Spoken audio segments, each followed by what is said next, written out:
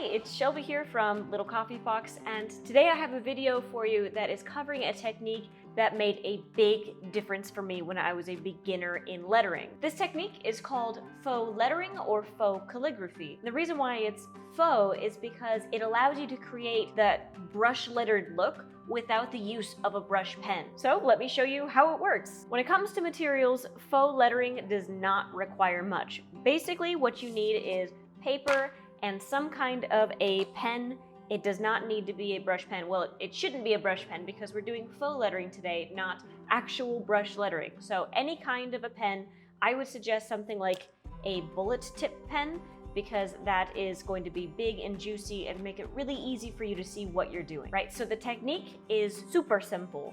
Let me lay it out for you. The first step is to write out a word in cursive, but make sure to leave just a little bit of extra space between the letters. The second step is to identify the upstrokes and the downstrokes. So upstrokes and downstrokes are just the two different directions that your hand moves when you are writing.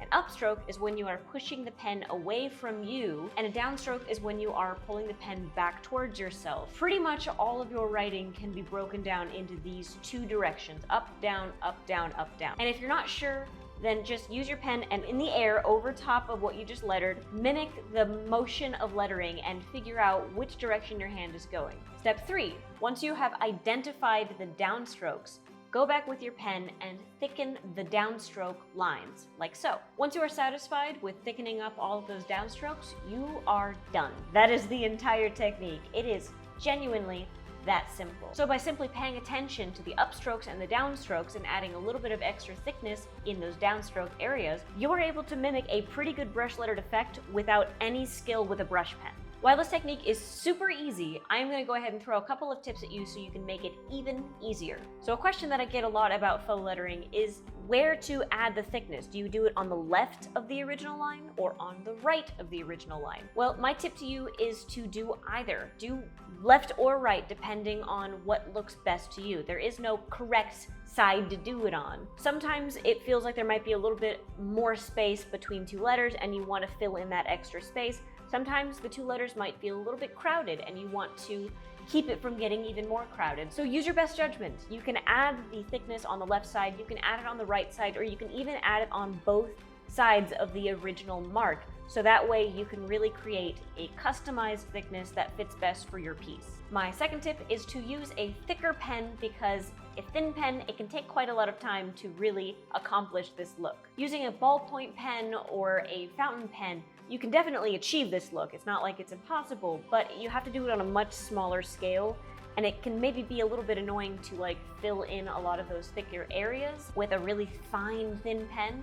So for this technique, I definitely recommend a bullet tip pen or a marker or something like this to really speed up this effect and get through it even quicker. My final tip is to not limit yourself to cursive. You do not have to just use cursive for faux lettering. Cursive is what's most commonly used because brush lettering tends to be some kind of script or cursive, but you don't have to. The same rules about upstrokes and downstrokes apply in print. So try writing out different styles of print and add the thicknesses on those downstrokes just like you would with cursive, and you'll see you still get a really cool effect even with print. Anyway, that's really all there is to it. There's not a lot to talk about here because this technique is so dang easy. Literally anybody can do it. I do want to note that faux lettering is not a true replacement for brush lettering if you're wanting to explore brush lettering and the lettering world even further. It's still worth it for you to learn how to use a brush pen, learn how to control it, learn the muscle movements and the muscle memory, and do all the drills, do all of that stuff. But that's not to say that faux lettering is dirty or bad or cheating.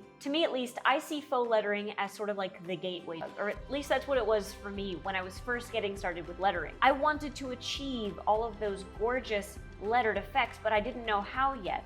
And I was able to use this technique to kind of get my foot in the door, to get excited about it, and build the confidence that I needed to really get into lettering, really start to learn my skills and learn brush lettering with a brush pen, and just really get my roots into this whole entire hobby. Faux lettering for me was the bridge that got me from a complete novice to a little bit more intermediate. So don't knock it till you try it. This is a great technique for beginners who are just jumping in and who are just kind of dipping their toes to see whether they like it or not. Anyway, that's pretty much it for this quick tutorial. There's not a lot to it.